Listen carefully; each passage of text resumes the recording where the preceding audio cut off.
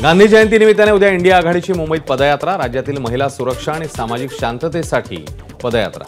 India आघाडीचे मान्यवर नेते आणि सिव्हिल सोसायटीचे प्रतिनिधी पदयात्रेमध्ये सहभागी होणार। विधानसभा निवडणुकीच्या पार्श्वभूमीवर मनसे अध्यक्ष राज ठाकरे यांचा दौरा। 5 ऑक्टोबरला संभाजीनगर, 6 तारखेला नाशिक तर 7 ऑक्टोबरला राज ठाकरे पुणे दौऱ्यावर। 225 ते 250 जागा लढवण्याचा मनसेचा निर्धार। मालवणमधील राजकोट पुतळा दुर्घटना प्रकरण, जयदीप आपटेचा जामीन अर्ज जिल्हा न्यायालयाने फेटाळला। जामिनासाठी आपटेला उच्च न्यायालयात धाव घ्यावी लागणार। नाशिकसह 6 जिल्ह्यातील शेतकऱ्यांना 2023च्या खरीप हंगामातील उर्वरित पीक विमा मिळणार, कृषी मंत्री धनंजय मुंडे यांची माहिती। विधानसभा निवडणुकीच्या आधी अनेक पोलीस अधिकाऱ्यांच्या बदल्या, जे पोलीस अधिकारी अनेक वर्षांपासून एकाच जागेवर, त्यांची निवडणुकीच्या आधी तात्काळ बदली करण्याची विरोधकांनी केली होती मागणी।